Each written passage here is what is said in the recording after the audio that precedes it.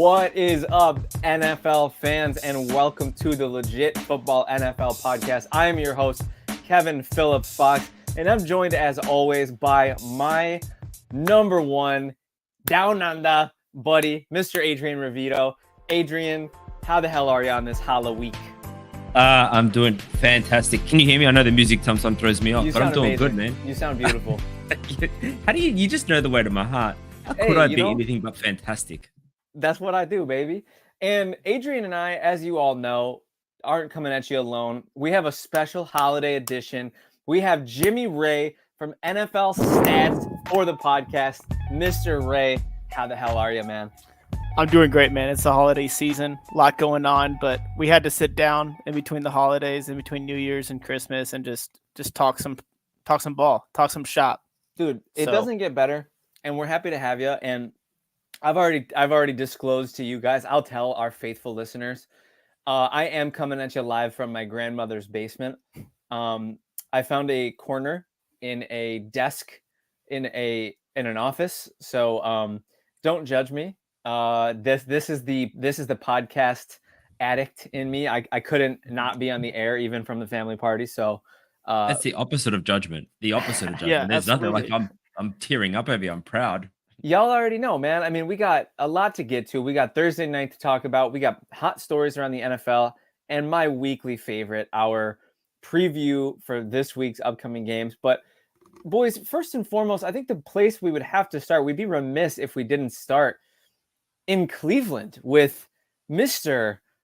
drafted in 2008 himself, Joe Flacco. And guys, I don't know about you, but I was watching the after show, the post game coverage where they brought Flacco out, and I don't know if you guys saw, but did you see when they brought his kids out and like let him celebrate with his kids on the field? That's so sick.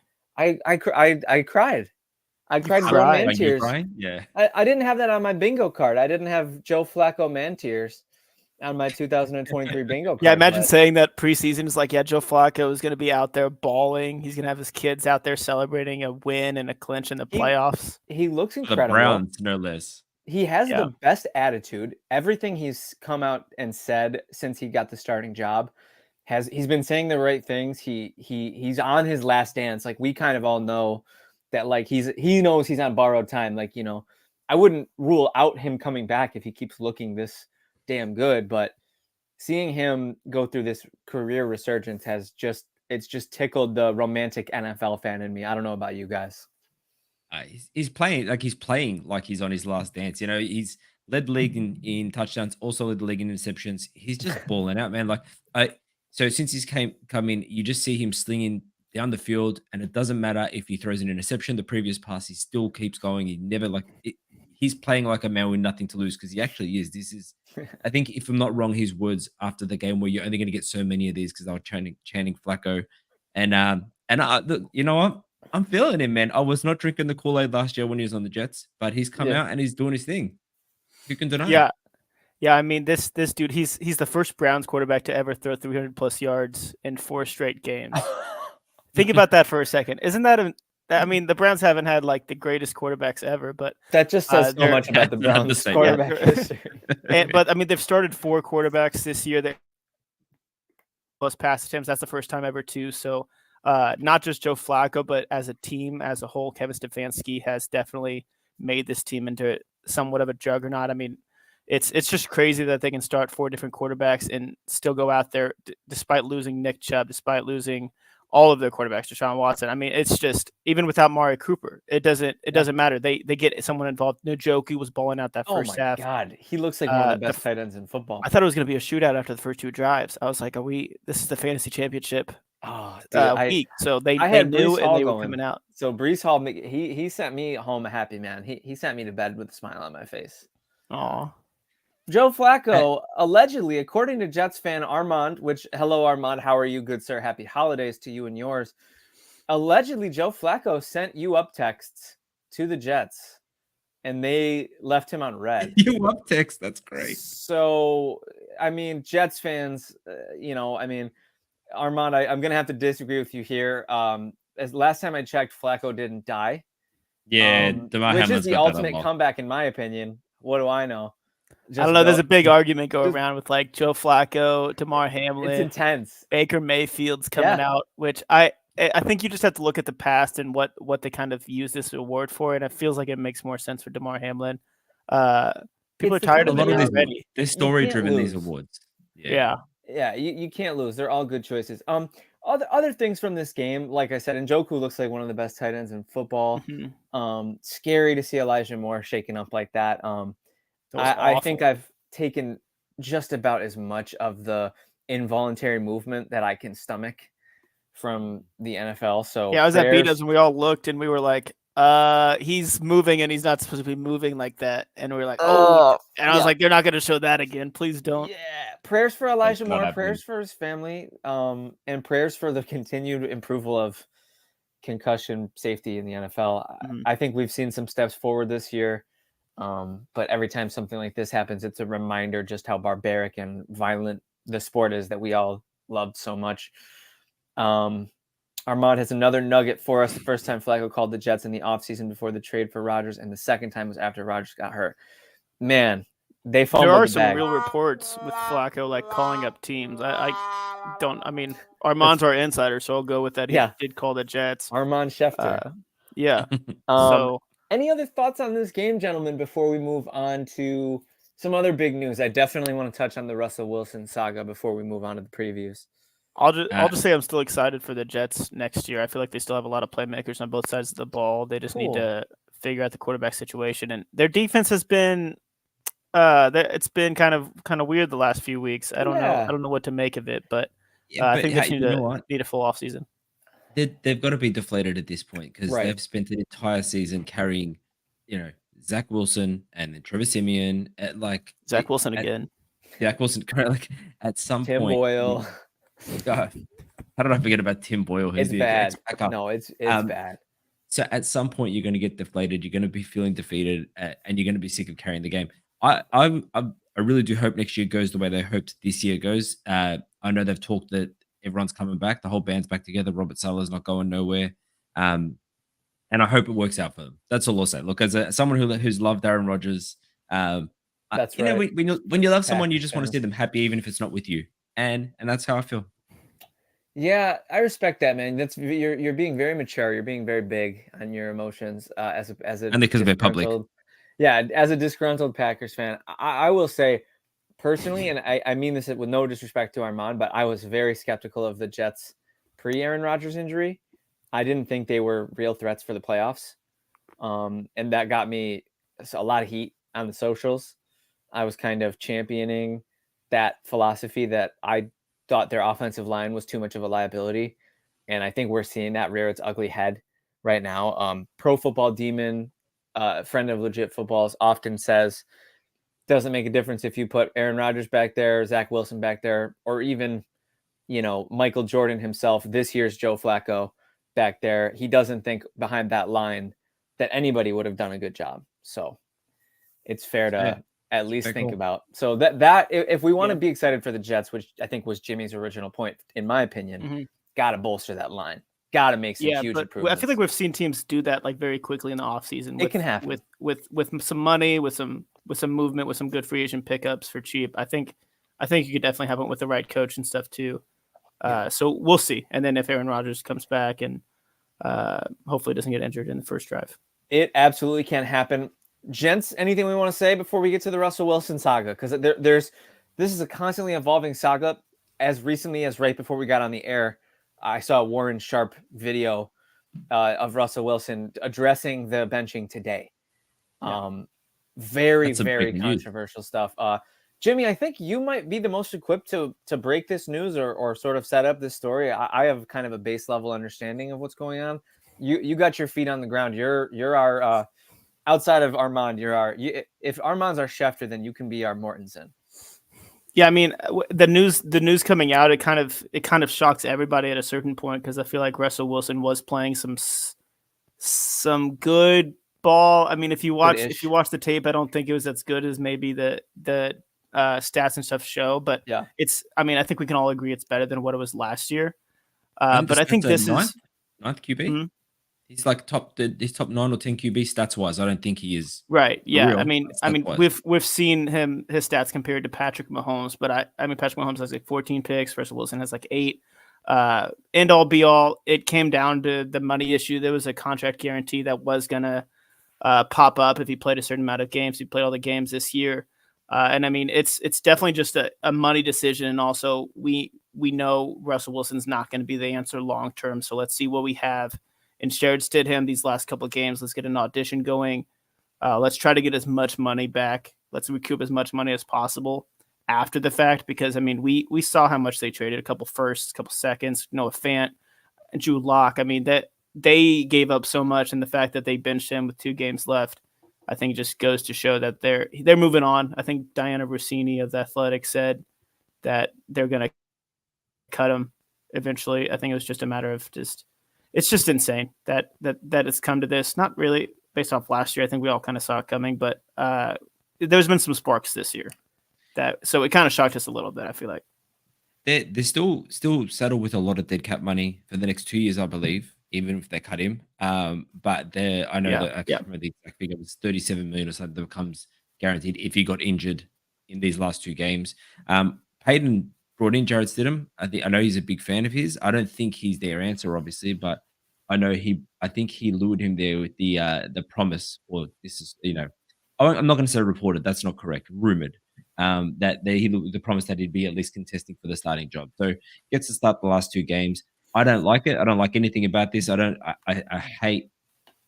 Look, I understand the NFL is a business, and I understand all these teams are run by billionaires, and they are businesses and they're profit machines at the end of the day. But do the guy right, man. Don't bench him the last 2 weeks just to cover your butts to get a little bit of money. Like, you know what I mean? Like, you're going to cut this guy. He's already been dragged through the mud. Sean Payton, who I don't think cops enough flack for his sort of behavior this year. And I say that being a fan of the guy as a coach, but so I don't love the move, but you know what? This is one of those classics, not personal as business, and I guess, but he's gone next year. Yeah, Peyton's acting kind of hard nosed about it. And I definitely am. I'm here for I'm always going to be on the side of the players. I'm always going to be power to the players, power to the people, people's champion, this, that, and the third. I will say, however, and I don't mean this with any disrespect to what he's accomplished, but the way Russell has carried himself for the last handful of seasons, mostly his first season, not so much this past season, but it kind of lends itself to an unceremonious departure, I think. He kind of portrayed this image that was sort of at times like larger than life, and in my opinion was very out of touch with the reality of how he was playing, how he was perceived, yada yada. Despite what he's accomplished, despite what he may continue to accomplish, it's unceremonious the way they're going about it. I think both sides could have handled it better, but I will say this: I'm torn between respect for Denver for being like, he's not the guy, sunk cost fallacy. Let's rip this Band-Aid off. Let's accrue all this dead cap up front.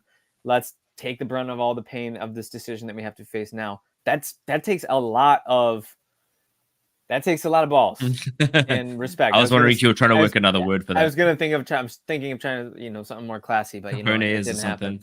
Cojones, yeah. It takes a lot of cojones. But on the other side, how badly do you diminish his value, his trade value, your chances to get rid of him from any other sort of a way other than an absolute bath that you're going to have to take by cutting? I think they sort of played their cards maybe a little too heavily, and I know that they're trying to protect their own hides against injury, but man, was it done without any tact whatsoever.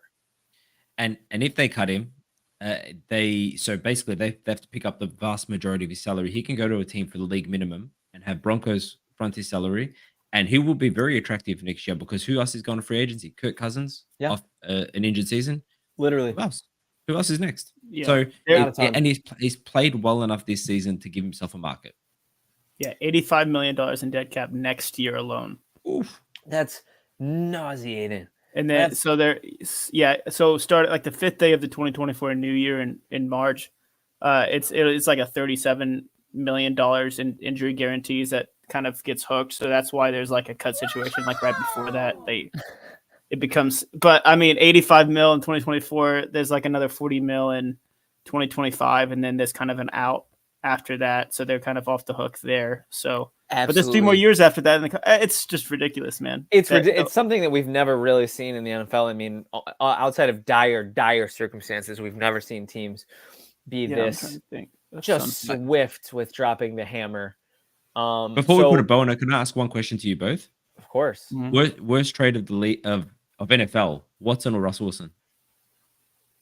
What was that? That's just Russell hard. Wilson or who? Russell Wilson or Deshaun Watson? That's Who's a the worst hard trade? question. They're both. I'll go with Watson because of the guaranteed contract and what they're getting out of 40-year-old Joe Flacco off the couch. I'll say Russell Wilson right now, just because of what it's come down to. If Deshaun Watson, like with the whole trade that happened and everything, I mean, with Russell Wilson being off the team right now, I'll say Russell Wilson. Yeah, that's what it comes down to. But Deshaun Watson's, I mean, that whole situation off the field too, that was kind of insane. So adding that gets kind of tough. But yeah. I'll wait it out a little bit longer. So one more thing before we get into our previews, which is my favorite part of the Friday show. We have an A-bomb, which I think is what we should call Armand breaking news. I absolutely love that. He created that himself. Armand, you are a Self-branding. genius. That's You're branding. the unofficial fifth or sixth, depending on if McFadden or Anthony are here, but you're the unofficial sixth member of the Legit Football Podcast. So Josh Jacobs doubtful for Sunday's game.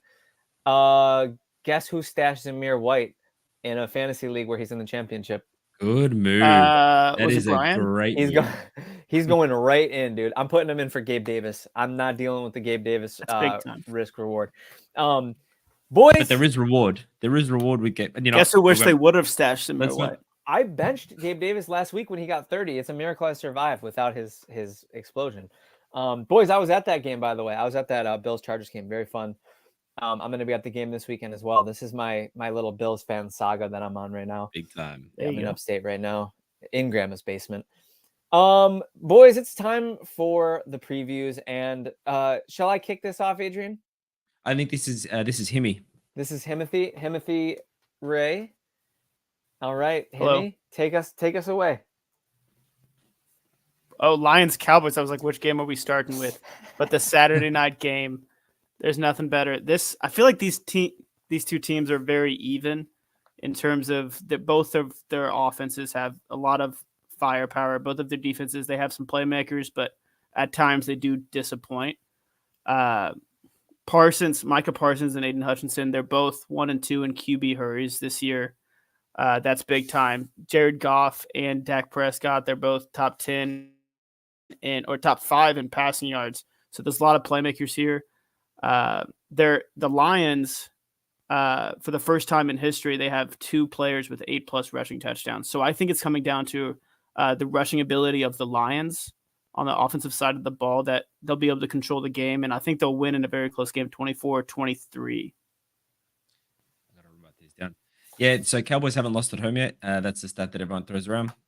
Yep. And they've got a 15-game home winning streak. Yeah, 171-point differential at home, which doesn't bode that well for them, considering they'll probably be on the road in the playoffs. But I agree with you. I think this is going to be a big rushing game for the Lions. I'm hoping they get it done. I actually, this is weird for me to wish cast for an NFC North team, but I want the Lions to win this one. Kind of just waiting for the Cowboy implosion that happens every year. So what if I swap your scores around? What if I take 24-23 Lions way?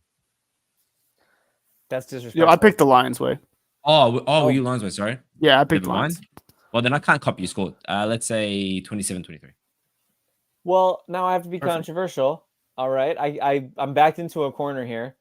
I think the Lions are going to have no trouble moving the football. I think they might have trouble getting in the end zone, but I don't know. Something tells me that the way that Dallas has been playing lately is going to ignite something in them. If they have it in them, if it, they say sink or swim. It's, this is their moment. Either they're going to fold to the circumstances, which they've been, as Adrian very, very unceremoniously pointed out, as they've done throughout their history, at least in the last 20 years, or they will rise above their circumstances and show us that Mike McCarthy, Dak Prescott, CeeDee Lamb, Tony Pollard, they're built different. And I don't know if they will. I did want to come in and be all knight in shining armor for Cowboys fans, but I don't think I can do it. I think I'm going to take the Lions to win this game, and I don't think it's going to be a shootout because I do think that the Cowboys defense will stiffen up at times. I'll give Detroit the edge here. I'll say 26-21. Okay. Well, we're all picking the road underdog. So yeah, let's see how that rolls for us. And we're all right around that under, huh? Yeah, we are. It's the biggest over under of the year. I might have to get in on that. Oh, wow. Under. I'm in New York I'll now, get the so under. I can do this I'll on take the air. under I on can that. just pull up my DraftKings account on the air. I should screen He's, share. Here's your boys, Kevin. Oh, let's go. Okay, Pats at Bills. I'll take this one if you guys don't mind. I'm just kidding. There was never a choice. So in Buffalo, New York, in front of my own two eyes, my Buffalo Bills are 13-point home favorites against the Bailey Zappi-led, possibly lame duck-led Bill Belichick New England Patriots. For the record, I don't think he's a lame duck. And Adrian tried to victory lap on us the other day, Jimmy, and said when you weren't here, saying that you and I were fools for thinking Belichick was sticking around. There's the big. That's my lap right now. That's my lap happening as we speak. What do you think, Jimmy? Is he gone now? Did you change your answer? Yeah, I think he's gone. Damn. Okay, well, yep.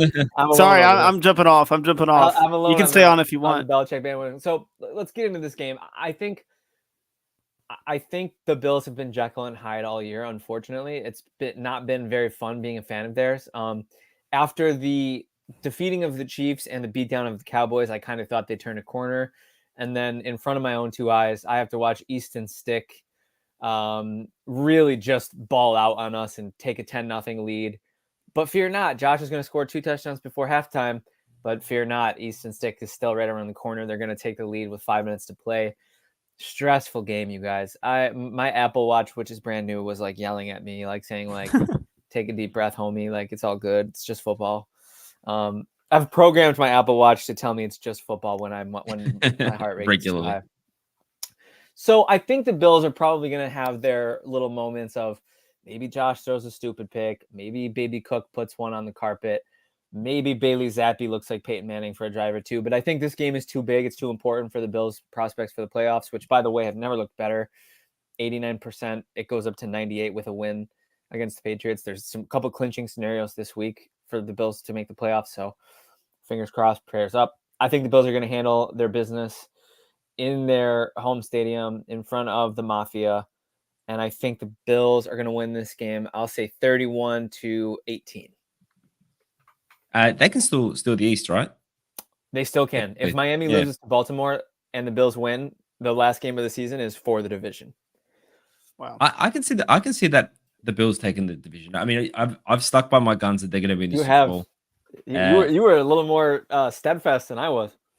And I'm looking at your. Oh no, you're calling the spread exactly. I'll give the Pats. I'll give the Bills obviously the win here. But I will say 28-13. 28-13. So you got the Bills covering. Is that the Vegas special? Actually, it is the Vegas special. Yeah. You're like one off there. Yep. Yeah, I'll say the Bills don't cover. I say it's 30-21. The crazy thing is Stephon Diggs has not been producing really the last 6 weeks. I think it's just, I mean, he's averaging 40 yards a game over the last 6 games, and I think he has like 1 touchdown if I'm not mistaken. I mean, it's just wildly uncharacteristic for him as a Bill. I think a big part of it has to do with Joe Brady taking over. Mm-hmm. He's absolutely made it very clear that his focal point is moving the football in whatever means necessary, and that has come at the expense of the Stephon Diggs hyper targeting. Now the stats are a little misleading. NFL stats, I'm sure you know. Mm-hmm. There was a play where he was running, as we like to say in Madden culture, he was running nude past midfield. Josh underthrew him horrifically against the Chargers, got picked. So that's 75 yards there that are just. Yeah, we'll say stats never lie, but they mislead all the time. Exactly. You got to take it with a grain of salt. That's take a bar. And then coin that that and you gotta get that on a t-shirt. Yeah. All right. Yeah, put that in the audio. Who's next? That is me. With your boys. I'm off the bandwagon on the Falcons. So with Brian McFadden's Falcons, because that's who they are now. No, he's not here to defend himself. Good call. That's right. They were pretty good last week. Yeah, the key Yeah, they to were. burning people is you do it when they can't say anything back. So, look, Taylor Heinicke is actually he is banged up, limited practice, but he's expected to start. He's been a bit of a turnover machine, except for last week, ironically. Um, he's going against the Bears defense, which is playing significantly better. We talked about when Montez Sweat has joined the team. He's really turned that team around. And I'll also say Arthur Smith just tends to have teams that fade late in the season. So I'm not. Look again. I actually, when I put the slate of games here, I realized that almost all the games that I'm talking about, I have a hidden agenda, and I want the Falcons to lose. Um, 2-5 on the road. Bears is 4-0 at home since October. They're playing better. And since Montez Sweat, speaking about that, just throwing another stat out there is that they lead the time of possession in the NFL since Montez Sweat came. So they're getting the ball over to the offense good and keeping it. Cole Kmet, 0 drops on the season, had a pretty big game last week. DJ Moore, also the lowest drop rate amongst NFL wide receivers. So, as I do, I try and flex stats when Jimmy's around because I want him to be impressed. I want him to, I want him to I'm be very like, oh, impressed. yeah, this is a guy that I could, maybe like give a little internship in NFL stats, whatever. No. So I think the Bears roll here. The Bears, ironically, are still mathematically capable of getting into the playoffs. I don't think they'll do that. They're one There's a behind the pack, chance. they're one behind yeah. But a win will get them closer, and a win will also put the Falcons further away. So I think the Bears take this one 24-13. Yeah, I think the Bears also take this one. I guess we're all just going on the same page for the most part. I have 27-17 Bears, and I will say I have another Montez Sweat stat. He could become the first player to lead 2 teams in sacks this year. He leads the Oh, you're the Commanders. king. He leads the Commanders and he leads the Bears in sacks this year. Wow, Oh, you're that the is king, Jimmy. 6.5 sacks for the Commanders and 6 sacks for the Bears. That's unreal. ridiculous, but they have been a different team since Montez Sweat joined. And I think Justin Fields has been playing, enough to get some wins under his belt. But they have some big decisions this offseason. And shout out to I don't know if Falcons he's for shown beating enough. all my Colts. I don't know if Oh, he's shown enough. They took care of business last week, brother. I'm sorry to say that was unfortunate for you. That was brutal. I don't know. I'm picking the Bears just because of what happened last week. I refuse to. I think I'll be the Homer. lone wolf. I'll stick my neck out. I hate the Falcons. Yeah. I hate Arthur Smith. Don't mean. lump me in with those freaking ridiculous Falcons truthers, Adrian and Brian. But I will take Never. them to win here because they got the sauce, and the Bears, they are just so. When I talked about Jekyll and Hyde with the Bills, multiply that by 100 with the Bears. We've seen some of the best football of Justin Fields' career this season, and we've seen some of the most abysmal stretches of football in NFL history by this exact team. So I'll take the Falcons to win because I think they just edge them out on consistency. I'll take Bijan to have an outstanding game, and I'll take the Falcons to win this game. I'll say 23-17. People talking weird about Bijan. I feel like Bijan's having a pretty good year. He is. People are talking weird about him. They're mad that because he was the dynasty RB1, and he kind of wasn't that this year. But it takes time. He only needs like 90 yards. Smith for that. He needs touches. Yeah, he needs a real head coach. He started the first sort of 6 to 8 games, so he was barely touching the ball. He's about to break the rookie record for scrimmage yards for a Falcons player. If he gets 90 more yards, he can do it. Yeah, but that's like goes to show that like he's still having a record breaking year in a way. It's just fantasy wise, people are just a little upset. Watching him, he's magnificent. Raiders at Colts. I wonder who has this one. Hit me, Red. Dude, I really like how the Raiders have been playing. That's the tricky. Yeah, like, under Antonio Pierce. I mean, they lost to the Vikings 3-0, but since then, I mean, they beat up on the Chargers, and that win against the Chiefs last week, I was having fun watching them just pummel players into the ground. With all due respect, no injuries. I'm not cheering for any injuries, but I do love seeing a team play that well. Aiden O'Connell, he's all right. Devontae Adams, he didn't do good for my fantasy team. That's fine. But the Colts are a 50-50 team. They might be getting back Michael Pittman. They might be getting back Braden Smith. But overall, I just never know which team is going to show up for the Colts. I think we have some liabilities on the offensive line for sure. So we'll see there. Hopefully Braden Smith can take that away. But the defense were just getting gutted. Gus Bradley didn't know how to stop a nosebleed last week. It felt like we kept just dropping back, and then Kyle Pitts just caught the ball, and I was like, Kyle Pitts is catching the ball against us. Like what is happening? That's I mean, not for a my good fantasy sign. team, yeah, but it just wasn't a good game in front of family. It wasn't a good game in front of family. It was. I mean, what am I supposed to do? It was what, Christmas Eve, right? Sorry, guys. So it was brutal. I have the Raiders winning 30-27. I'm Oh, done you're picking against them. Colts. You- Yeah, I'm you picking had to- against them. I'm seeing how that goes for me. You had to put on your brave face on Christmas Eve in front of your family, and you won't forget that about your team. So I didn't even put on my brave face. I was just you were it like, was you just brutal, you man. you let it I was all like, turn show. that TV off. After I Oof. told them to turn it on, I was like, It got I ugly. just felt like a bad person. Yeah. Oh, I mean, you're not a bad person. You might be a bad fan for not sticking it out, but you're not a bad person. I'm a great fan. No. I kept the TV on, but Just turn. I was just muted it. talking. Yeah, it was just Sometimes you have to get to that. That's called mental it was all health words. It preservation. wasn't actions. Yeah. That's called self-preservation. I disagree with you on this game, buddy. I think your There we Colts go. are a lot better than they showed last week, and it's tough timing to have the clock strike midnight on you. You know, with the Gardner Minshew run, and losing Michael Pittman was bad, but he's coming back. And yes, Antonio Pierce has done a bang-up job as the interim coach. I think he should get looked at long and hard to be the head coach of the team next year. But I don't think the Raiders have the stuff. I don't think they have the sauce to take care of your Colts this week. I think Colts are going to win. I think they'll win pretty handedly. I'll take the Colts in this one. I'll say 27-17. All right. Yeah, I don't know. I'm going to go with Jimmy on this one. I think the Raiders are playing better at the moment, even with Pittman coming back. Everybody's out on the Colts, man. and and it it's gives me just like, PTSD from the Carson Wentz year. It's awful. and Max That was Crosby bad. is just Yeah. like a game wrecker at the moment. So he doesn't get talked. I mean, we talk about him because he's the only like elite greatest player outside of Devontae Adams, but he doesn't get talked about enough in like that sort of DPOY conversation. But he's awesome. So I'm going to say the Raiders will win this one in a bit of a slugfest. Let's say 20-10. That'll be an awful game to watch Disrespectful. on New Year's Eve. All Sorry right. for that. Who's this Yeah, one? it's Me? okay. So now it's going to roll around. So it's you next. It'll be All you, right, me, sweet. Jimmy, you, me, Jimmy. All right. Rams at Giants. Giants are 5.5-point home dogs in a 44.5-point over under. I think this game really boils down to one thing and one thing only, and I think that's the nice and seasoned right arm of Matthew Stafford. I think he's going to carve these bozos up. I really do. I think Puka Nacua is going to have an unbelievable game.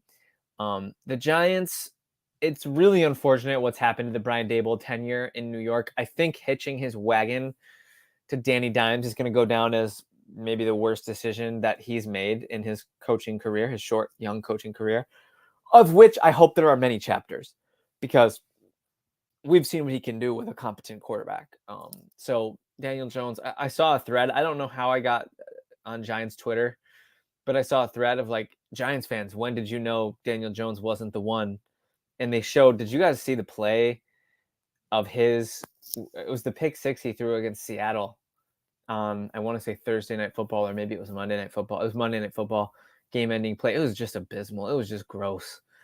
And to see them be competitive with Cutlets, to be competitive with T-Mobile, my guy, knowing that T-Mobile's coming back in starting, he should provide a little bit of a spark, I think, because I think he offers a bit more than Tommy Cutlets. But man, what a lost season. Meanwhile, the Rams on the other side, they're the team, and this is probably the most common thing that you'll hear in sports media right now when talking about the Rams. Nobody wants to play them in the playoffs. 1 year removed, a year and a half removed from winning a Super Bowl. Yes, they had a down year, but Stafford wasn't fully healthy. That team, man, they can go in there and beat anybody any week, I think. Yeah, you know what? Like if you remember last year, and we were talking about this. I was just thinking about this. Like, we started doing this together, Kevin, in the off season, and we were talking about how the Rams, like, oh yeah, they sold their soul for a Super Bowl, and great job and fantastic, Yeah. but they're going to suck for the next couple of years. They sucked for 1 year, Yeah. and now they're back in it, and Yeah. they're back in. And I agree with that. Great take, coaching like will that. do that. Yeah, you do not want to play them in the playoffs. Stafford is 10-0 in his last 4 games. They can clinch a playoff berth here. Puka Nacua, Cooper Cup, and Kyron Williams. If you had those 3 on any team, you like name a better running back, wide receiver duo. Maybe Dolphins, maybe. No, I'd take Diggs and Cook myself, but Diggs, biased. but I'm talking about Puka, Cup, and Kyron. So sorry, not duo, trio. Okay, yeah, that's fair. Maybe the Dolphins. Rams are better for sure than the Bills, at least. Yeah, but maybe 49ers. Anyway, my point Yeah. being, Rams take care of business 30-13. Yeah, you know what? I didn't give a score, and I was gonna get in a similar spot. I think Tyrod gives the Giants a little bit more of a spark. I'll say 31. I'll say 17. Oh, Jimmy, you're muted, baby. We need a score prediction, though. Hello. There you are. Yeah, I think the 49ers do have a better trio, is what I did say. 24-13 Rams. Puka only needs like 146 more yards to break the single season record for a rookie. I think he could do that in this He'll game. get But yeah, Puka is amazing. Kyron Williams is definitely solid. There's finally these hidden gems that are helping them out on the offensive side of the ball that they desperately needed with Cooper Kupp, especially with him gone at the beginning of the year. So I'm definitely excited to see, but yeah, I think the Rams are going to handle the DeVito-less Giants. Yeah, and McVay's the kind of coach who knows about those records that you're talking about, and I think that could lead to a big day That's from true. Puka. I think he might. He knows everything. I think he might hyper target Puka, and I might go throw down the over on Puka yards in my legit football parlay. Yeah, Sean McVay definitely has more stats in his head than I do. Absolutely, he knows. He's a freak of nature. He knows it all. All right, borderline. Yeah, borderline. Age, you are up. All right. Cards at Eagles. What do you say? All right, Philly's defense. Let's talk about Philly's defense for a second. Darius Slay's obviously still out there, hoping to get him back by the postseason. They should have Avonte Maddox back, but their defense is just not playing up to scratch. And that's the narrative that you're hearing all over the media is like, can their defense hold up? And to be honest, I don't know if they're going to get it right. I don't know if they're going to get it right this year. So I don't know if I see the Eagles going berserker like they did last year. This should be an easy game, though, because they're going against the worst pass and rush defense in the league. Dead last, 32 in both categories. So I think there'll be a lot of rushes on either side of the ball. I think James Conner's the only thing that's going to keep this a little bit closer than an absolute blowout. And with maybe some garbage time touchdowns. So look, let's say, I want to say 30-23 Eagles way. But I think a lot of that 23 is coming in garbage time. Yeah, I have the Eagles winning 31-15. I think the Eagles are significantly better than the Cardinals right now. And the Jalen Hurts broke that rushing touchdown record last week too. So I'm sure 100% of the time 100% chance we'll see another tush push. It's crazy. Like DeAndre Swift just knows how to stop at the 1 yard line. I was watching that. Like I was cheering against Jalen Hurts last week for fantasy football purposes. And every time I was like, what do you do? The tush push is undefeated. He has 11 of his touchdowns are coming just from 1 yard. Rushing touchdowns are coming from 1 yard. So that's incredible. But yeah, I think it'd be a very big shock if the Cardinals pulled this one out. Yeah, it's absolutely especially with the 2 seed on the on. It's remarkable. And I'll say this. I think we've all seen Adam Sandler's The Longest Yard. Yeah. Remember the tune-up game? Like you want to get a game, like that's the whole idea is that the prisoners are supposed to be a tune-up game for the guards. This is the perfect tune-up game for the Eagles. They have been so out of sorts, so sloppy, so hapless. They even didn't look perfect against the Giants, letting that team hang around way too much. You take away Cutlet's awful first half, and the Giants might win that game. I think this is the actual correct recipe for a tune-up game, and I think the Eagles are going to stick it to the Cardinals a little bit. I think I'll go 38-10. Ooh, remember, they were meant to be a tune-up game for the Cowboys as well. That's true. That did not go down. I'll never forget. That was when they earned their plucky reputation. That's right. That's when it was coined, wasn't it? You said 30. 38-10. 38-10. And back to Himmy. Saints, yes, Bucks. Correct. This is a good one. I love talking about Baker Mayfield right now. I feel like Baker Mayfield's playing his best ball right now that he's played in his career. Do you guys think he's better than like how he? I think so. Yep. I'd played early with the Browns. 100%. Yeah, I mean, and I wouldn't be. I mean, I know DeMar Hamlin has comeback player of the year, but if it was just based off of like, hey, not playing well, a lot of question marks around your career, and then like a little resurgence coming in, I think Baker Mayfield is definitely that guy. He's found his kind of sweet spot with Mike Evans. He's got another 12 touchdown season. He's in the likes of he's going to make the Hall of Fame. It's just a matter of when, not if. At that point, I know they kind of bump out wide receivers a lot, but I just don't see him like not making it at a certain point. Terrell Owens took 3 times, but Mike Evans will figure it out. But it's a big NFC South game for sure. It's the Saints. I've never been a big Derek Carr guy, but they have been playing somewhat decent recently. But I just see the Bucs continue to roll as they have been. I think they've won 4 in a row now. And the Bucs rushing attack, they're averaging 114 yards a game over the last 6. Rachaad White, 1,300 yards, 9 touchdowns. I think that's one of the underrated players that's not talked about enough this season. So running the ball, passing the ball, somewhat competent defense. I think the Bucs win 27-20. So yeah, by 7. I like it. I think Rachaad White is McCaffrey light. He does all the same things, not as well, but he does all the same things, and he's a player that deserves our respect after kind of being looked at as what a lot of people in the media refer to as a jag, which is just a guy. I don't think he's a jag. I don't think he's just a guy. I think he's got some juice. And I'm happy to see him thrive. Mike Evans is one of my all-time favorite players. He's a dynasty wide receiver of mine. Won me my first dynasty championship last season. I got mad love for him. I think Mike Evans goes out. No Marshawn Lattimore. I think he's going to have a massive game. Yeah. I got the Bucs winning this one big. I'll say 31-20. Yeah, it's you know what? And I was one of those people that was on the Rachaad White train, that he was not that dude.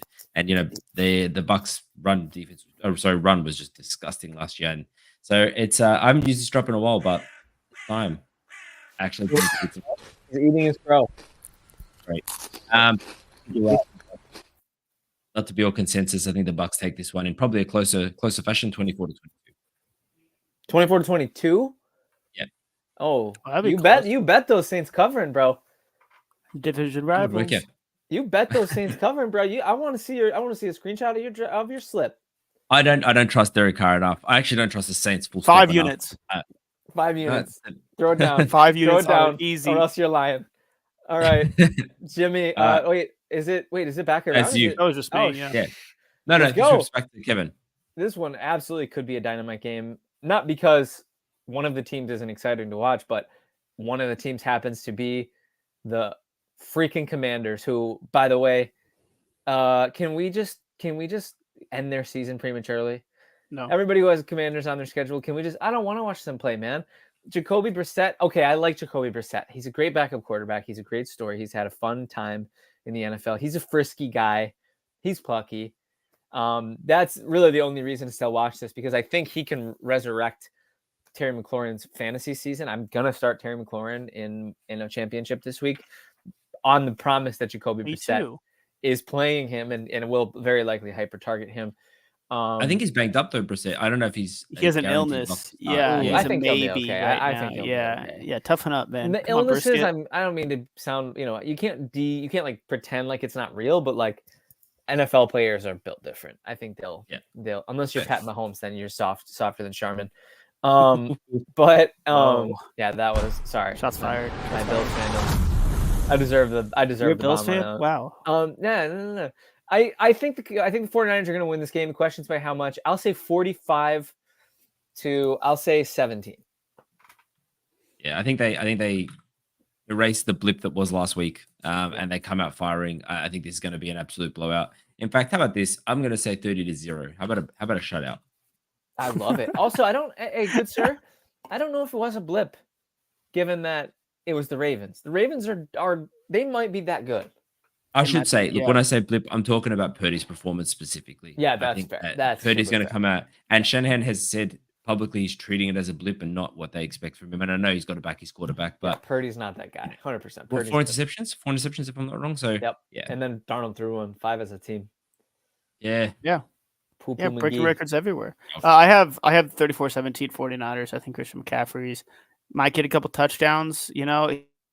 He might tie the record for Jerry Rice in terms of 49ers franchise with 23. He has 21 right now, so we'll see. But I think the 49ers cover, and I think it's sneaky it's close. a dominant game. 34 set. You see the Commanders putting up 17 points on the Niners?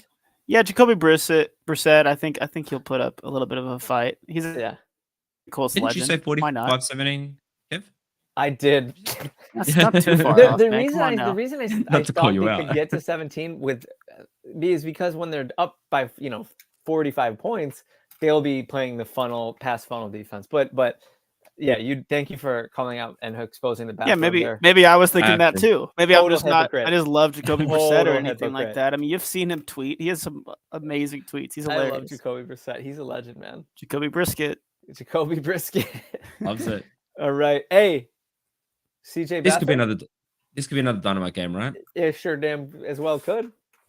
All right, I haven't got it because I've got a special dynamite game planned for later on in the show for me. So I'm not going to bring up but I'm going to be quick here. Bryce Young threw a career high against Joe Barry, my Joe Barry defense. But this is not Joe Barry's defense. Not that they're significantly better. But Chuba Hubbard's out. Miles Sanders banged up. JC Horn didn't practice. Dante Jackson is banged up. So I don't think the Panthers have a fighting chance here, even against CJ Beathard.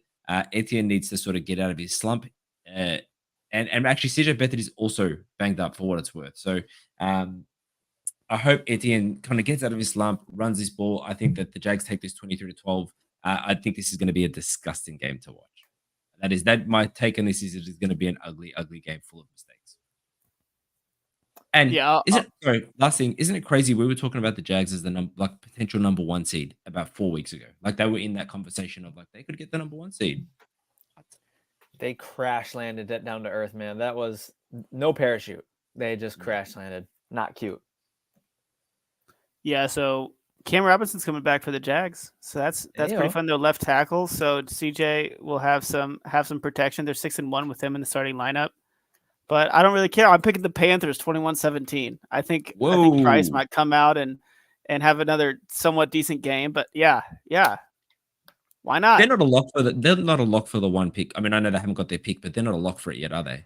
That would be bad news. Is it that crazy if the Panthers win? Jimmy's going to jump off the air and there's going to be an envelope waiting on his pillow and it's going to say drug test. Is it that crazy? Is it that crazy? I think so, but I respect you for it. Thanks, man. Why would you say something so controversial yet so brave? Yeah, I'm gonna give Jimmy a gold star for his bravery, and then I'm gonna take it away and punish and knock him a gold star. Inevitably, when this take goes up in flames, clip this. And I'm living for it. I'm gonna give the Jags the benefit of the doubt, because they did have such a hot start. I do believe in Doug Peterson as a coach. Beathard, yeah, he sucks, but I think I might be able to beat the Panthers if I was the starting quarterback. So I'm gonna say Jags finally get back in the W column. I'll say they win this one 21-13. Bears fans are gonna sweat after this game.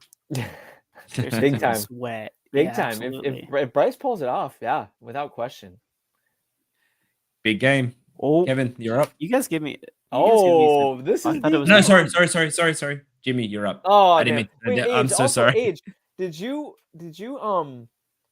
pick a score for the last one? No, I forgot. No, do you want I didn't think Oh, sorry. I thought you were talking about the last time I talked about the Ravens. No, I did do 23-12. Okay. Sorry. Oh yeah, 23-12. That's a fun score. You gave me another good game. Thank you for that. I mean, the Dolphins beat the Cowboys last week. Ravens beat the 49ers. I think this game is going to be awesome. I think the Ravens will pull it out. I think you can't steer away from the Ravens. I know I just picked the Panthers, but I mean, that was against the Jags. But I think both sides of the ball for the Ravens are just top notch. I think Lamar's playing. I think he's the MVP favorite right now. And I think that's warranted. I think Josh Allen's also. I didn't say listen, man. Yeah, Lamar Jackson's balling, man. I mean, he has the most passing yards of his career, and he keeps going. Gus Edwards steals a couple touchdowns from him every now and then, but for sure, the Dolphins have been outscored by the Bills and at the Eagles by 79-37. So on the road against a solid team, I think the pattern continues for them. I think it will be a close kind of defensive game as well. I think it'll be 2017 Ravens. I think that'll be it. So I think I'll give the Dolphins. I think they're kind of on the right track in a way, but I don't think they're ready to prove themselves with a win yet. Yeah, I got no problems with your takes. Even the Lamar ones. I mean, the MVP this year is wide open. I think McCaffrey, Hill, Jackson, and Allen all have a legitimate leg to stand on. Not anymore. Unfortunately.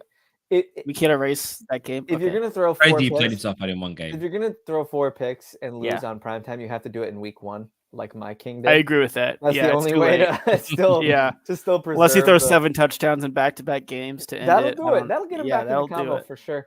I think everything you said about this matchup is really clever though. I think the Dolphins are gonna have a hard time putting points on the board, kind of similar to my Lions Cowboys take. I think they'll move the ball just fine, but I don't think they'll put points on the board. Tua is a hard guy to sack, so I think he'll get the ball out quick. And I think maybe in the red zone that will become a little bit of an issue. I think I like the Ravens to win this game, and I like it to be pretty handedly. I'll say 30-21. Okay. And I think week 18, unfortunately, for my Apple Watch heart rate, is going to be a playoff game in advance for my Bills and the Dolphins. No Jalen Waddle too. Just to keep Yeah. Does so not that'll be help. unfortunate.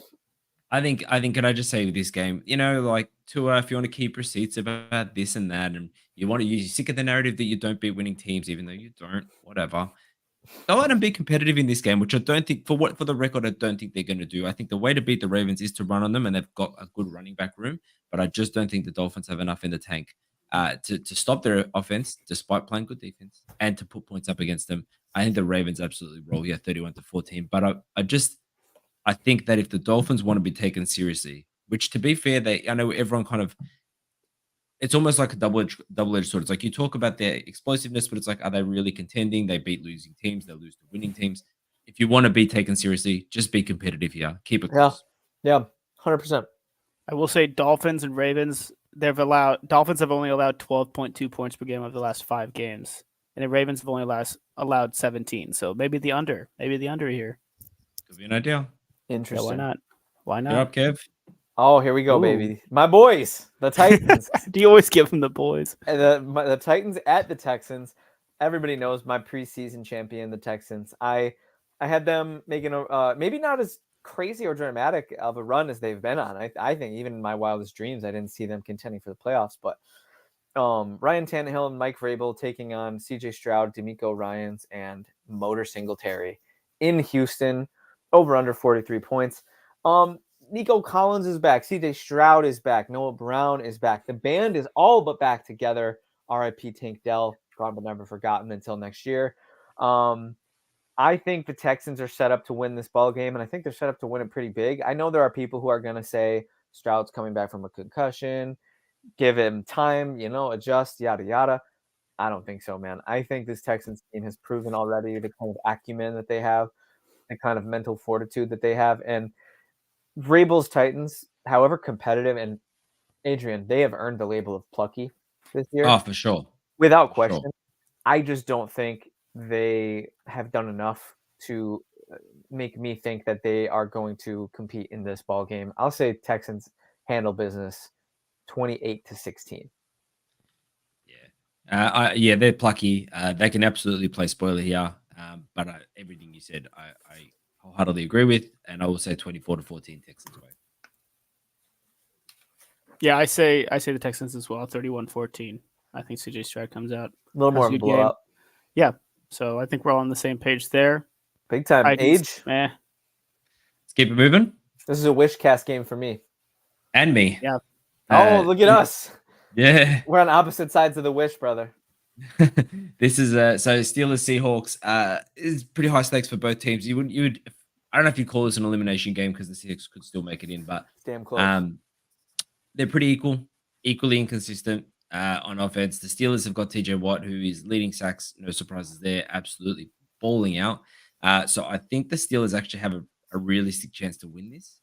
Mason Rudolph, the story is lovely. I don't know if you guys saw the Mason Rudolph, and there was a shot where they had Trubisky and Pickett on the sideline, and it's like, what's gone through those guys' heads here as Mason Rudolph awakens the Steelers. So I don't know where to go here. I think that the not law of averages, that's just the law of inevitability that Tomlin will have a winning season, could put the Steelers in front here. Yeah. And Seattle has the 30th ranked rush defense. They're going against Najee Harris and Jalen Warren. And Najee Harris kind of won that starting rollback. So I actually think this is going to be a very low scoring affair, and I think the Steelers are going to take it. I'm going to say 17-10. Oh, you almost picked my score. I'll be 17-14. So I almost picked your score. I have the Steelers winning. George Pickens had 195 yards last week, most since Antonio Brown 2017 for the Steelers. So that's, I think Mason Rudolph. I think they might have a little recipes for success going. I think they have an idea going with Mason Rudolph. I think he does his thing again against the Seahawks. Nothing crazy, but just a solid performance. Maybe another long touchdown to George Pickens. And Mike Tomlin, another winning season. My favorite stat. Hashtag free Pickens. We were all saying it all year. It was crazy to watch. All of us. Yeah, every week. It was crazy to watch the nightmare of his targets from Kenny Pickett, and nobody's excusing his horrible effort. I still would like to see him, engage in the game a little bit more outside of when he's getting targeted, but that guy's special, and he kind of needs a quarterback who can highlight that. And God willing, I never thought it would be Mason Rudolph, but here we are. We're in the weird timeline. We're in the bad place, as they say, on that Kristen Bell television series, The Good Place. Oh yeah, great show. I watched it. Oh, it's good. You should watch it, man. I've seen 2 episodes. That's good. Ted Danson, legend. I personally, I got to be honest. I'm gonna wish cast the other way, you guys. If the Steelers lose this game, Buffalo is dangerously close to clinching a playoff spot. So, wish casting aside, I think the Steelers secondary is Swiss cheese. Seahawks are at home. They're 4-point favorites. Give me Seahawks to win this game on the backs of Metcalf, Lockett, JSN, Noah Fant, Gino. I'll say 24-20. All right. Perfect. Now, for this next game, and Jimmy, I believe this will be your first Dynamite game. I've had some. Oh, have you? Oh, well, here's I don't a know if I special one. participated. Wait, is this the Sunday Night Football? I don't know if it's Sunday night. We still we got 2 make games it? after this, but Is there we still 2 got more? 2. No, Oh, we're not going to make it under 60. But this is That's a special one because I thought now that we've talked about Russell Wilson, and that was the only interesting timeline or interesting narrative from this. One stick of Dynamite's not enough for this game, so this is a special one, especially for this game. Oh my goodness. That's I turned that awesome. up. He's got 60 grenades, seconds. bombs. You're on, Jimmy. The Chargers have allowed 100-yard rusher in 7 straight games, so I think the Broncos come out and have some good running the ball ability. I think Javonte Williams, Samaje P. Ryan come out and play well. Jarrett Stidham plays all right. 23-14 Broncos. Wow, that was 15 seconds. That was great. I think Jimmy's doing it like he's letting us all talk, and I appreciate it. Chargers, I saw with my own 2 eyes. Easton Stick has hella juice. No Keenan Allen. That part hurts, but they moved the ball last week against the Bills. I personally think Denver is playing out the string. I think the more losses, the better for them at this point. I don't know if they even have. Do they even have their own first-round pick? Himmy Washington. I don't think so. Himmy Ray. I'm gonna take the Chargers to win this game. I'll say 21-16 in a dump fest. Yeah, I think you're on the money. The bump that people normally get when the coach is gone has not happened here. Jarrett Stidham is a competent quarterback, so I think the Broncos will take this 15-17. Boom. And that's a triple explosion. Was I supposed to take up the whole 60 seconds? So You I thought it could've. was everybody. You were. We do it. But that's we okay. do it both. Okay. Oh, We do it both ways. Okay. We've alternated how we True. do it. No Okay. pieces of dynamite for me, sir. perfect. What was your Cool. score? Sorry, hear me? What was my score? My score was 23-14 Broncos. Broncos, right. Cool. All righty. We're rolling, boys. 2 games to go. Let's go. Bengals at Chiefs. A great game. And I'm very lucky to be able to talk about it. I think that the Chiefs are really experiencing the first bit of adversity in the Mahomes era. Outside of losing in the AFC Championship game a handful of years back, this has been a tough stretch. And I hate them, and I've been preying on their downfall for a long time. But even I find this to be hard to watch. Like my heroes are on ground zero, even though I think of them more as nemesis. But just the whining and the throwing of the helmets and the crying and the spittle on the shirt, it's not a good look. I really hope they get their ish together. And meanwhile, the Bengals are scrapping and clawing. Browning's been a hell of a story. Jamar Chase going out there and saying they don't have a Jalen Ramsey, a little disrespectful to L'Jarius Sneed, in my opinion. And I think the Chiefs defense has been better than their offense this year. So I don't really love that quote from Jamar Chase. Jamar Chase has been a little less likable to me this year than I've been used to him. Some of the Very much smack talk is not my favorite, not the best look for him in my humble opinion. I I think the Chiefs are going to win this game because they should. I'm a little sick of being burned by them though, and I feel like the Bengals are, Adrian, correct me if I'm wrong, but they're plucky. No, I can't. I'm going to correct you. You don't You are think they're wrong. plucky? You don't, I don't think they're you don't plucky. think the Jake Browning led Bengals. You don't think they? I think they 'cause lost started to out the Steelers? plucky. They lost to They one started team. out plucky. They lost their pluckiness. Look, They you know what it is? I think I just don't. I'm not looking forward to seeing him play. Like, and that to me, I that get that. plucky, I get that. that pluckiness, and maybe it's about this game. You know They what? had, Like, they had pluck reduction surgery. Looking forward to seeing the Chiefs play. Yeah, exactly. I still think I'll take the Chiefs don't know. to win this game. I'll Right say now. the Chiefs win 27-22. can I say, like, I'm just going to do a quick imitation. Who am I right now? I want you guys to tell me who I am. Week 17, Bengals at Chiefs. Hot damn circle. Who am I? That's right. NFL media. Every single NFL Yeah, fan, yeah. when they looked at the schedule release, every single one of us Yeah. deserved a bomb of a game here at week 17, and it sucks. Yeah, it's Patrick brutal. Mahomes is having his worst season statistically, and it's not even close. Like, it's not even like, he's 1,300 yards shorter than he was last season. He He looks has like the most dog picks he's crap ever last had, year. lowest QBR Last he's week. had. So it's been a rough year for Mahomes and the Chiefs, and that's largely to do with the Chiefs' offense and their wide receiver room. But I think everyone's got to step up to the plate, and Travis Kelce said as much, saying it's not one person's problem, it is everyone's issue. So it sucks that we're not getting the game that we deserve, but it is what it is. I think the Chiefs will win here because I don't think the Bengals are plucky, but I think it's going to be ugly, and I'm going to say 21-13. What was your score, Kevin? 21-13, you said? I think I said 27-22. Yeah, and I'll say 21-17 Chiefs. I think it'll be close still, but I think the Chiefs defense is gonna win this one again. I think they'll get a couple big plays on the offensive side of the ball against that Bengals secondary, but I just don't see I just can't pick the Bengals right now. I still think their offense has a lot to prove. No more pluckiness. No more Yeah. pluckiness. All right, let's round it out. Last game. And Oh. it's with my boys who are playing. So for those that don't know, if you can't tell by my accent and everything, every time it gets mentioned 45 times per episode, I'm in Australia. And so I'm used to waking up at about 5 a.m. to watch the early window Packers. It is nice. He's in Australia? That sounds brutal. Yeah, I know, right? Shocker. Oh my gosh. But this is a 12:20 p.m. game. It's on New Year's Day. Now, I can't have a crazy New Year's because I have a child to worry about, sadly.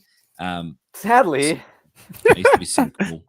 No, he's awesome, but he's Cover also your gonna have me ears. in bed at 9 o'clock. He doesn't understand English yet. Whatever. Don't show the little bugger. Yeah, don't watch this. Does he have an So- accent? Of course he does, Jimmy. Yeah. When he says words, I'll let you know. Adrian's kid has an American accent. My wife shows Just him this cries show in almost every American. week. Oh yeah, Um, he's gonna come out and he's gonna be like, "That's fire. Yeah. That's Gucci." That's And cap, bro. You're gonna be like, "Where'd you get that?" I'm gonna have to like slap the gat out of his mouth. No, I don't even know what that word means. Is it rude? Is it rude? I don't either. I think it's a Zoomer thing.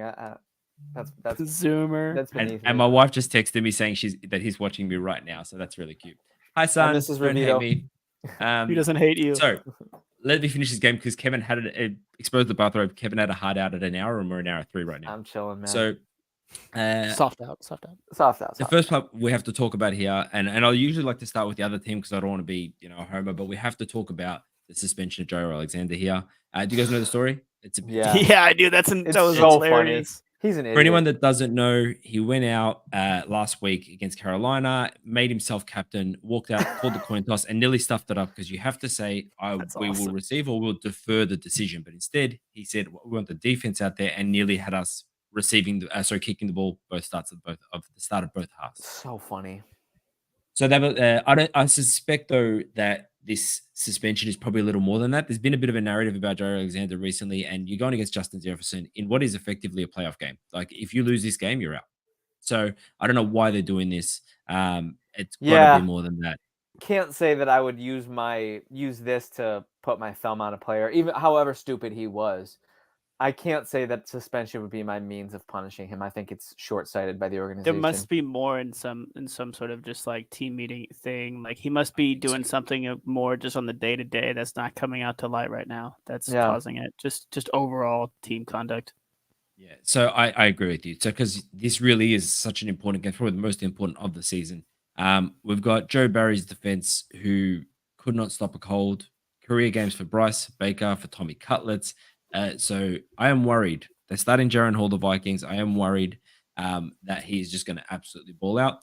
Aaron Jones went for 120 last week. It's good to have him back. And believe it or not, I read this and I had to like double check the kind of second take. Jordan Love, top 5 fantasy QB. Who'd have thought? So the offense is purring, but I will say this: the way to get to Jordan Love is to confuse him, and Brian Flores is the master of disguise when it comes on the defensive side of the ball. So I think the Vikings, Justin Jefferson obviously is back, and he's going to give Jaron Hall a boost. They want to see what they've got in the rookie as they finish out the season.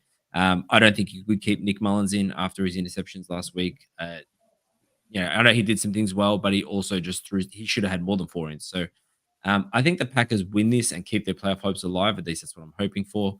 I can't Jimmy Ray it up. I can't pick against them. But I also think they're going to win this one convincingly. Though I say that because I want it, not because I really believe it in my heart. I feel like I feel like Kevin's Apple Watch is going to be going off because of my heart rate.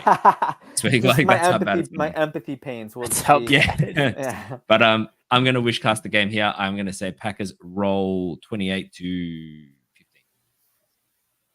Yeah, I 15's a think weird score. 14. I was going back and forth. I feel like Jaron Hall could have definitely a solid game against this Packers defense. Maybe. I mean, but I'm not willing to bet on that. I think Packers win 30-20. I think he has somewhat of a solid game, but I do think the Vikings have lost like 4 of the last 5, and the only win was like a 3-0 win. I mean, come on, I against the Raiders. I think the Packers have to win this one, and they will. Yeah, and Jordan Love, top 5 quarterback. fantasy. Oh, okay, my bad. And we'll Must have steer missed the that ship part. home here. I'll take us home. Adrian, sleep well tonight, good sir, because you got nothing to worry about, in my opinion. Jaron Hall he had a little bit of juice, but at the end of the day, the Packers, you did say they couldn't stop a nosebleed last week, but their defense this season has shown backbone at times. Specifically, I'm thinking of the game against Mahomes. They really, they've proven that they can step up when the lights are brightest and when it matters most. So I can't believe the Vikings are 2-point favorites. I might be taking the upset special here. But I like the Packers to take care of business here. I'm going to say they're going to take care of business 27-14. Adrian and Jimmy, the holiday episode of Legit Football. New Year's is right around the corner. I'll be spending my New Year's Eve with 70,000 obnoxious, drunk, middle-aged people who aren't wearing shirts for some reason, even though it's 20 degrees. Take off your shirt, man. Oh, not happening. Join them. I live in LA now, dude. I got 7 layers and 2 winter hats and 4 pairs of socks. Anything you guys want to say to the great people of the Legit Football NFL podcast before we bid them adieu for the year until next year? Yeah, just that happy New Year's, guys. Don't forget to like, subscribe to the Legit Football newsletter because I have to pop that plug in because I can't help myself. But Merry Christmas to those that celebrate. Merry Christmas. And Happy holidays. So much love to you guys, McFadden, Anthony, everybody who makes this possible. Joe, everybody in the Legit Football Dino League. This is one of the best years of my life, mostly because Legit made its way into my heart and my daily or weekly, I should say, schedule. So for NFL stats at Twitter, for Adrian Revito from Down Under, for the A-bomb dropper himself, Armand, appreciate you. This is Kevin Phillip Fox. You have been listening to the Legit Football NFL podcast for the last time in 2023, and we are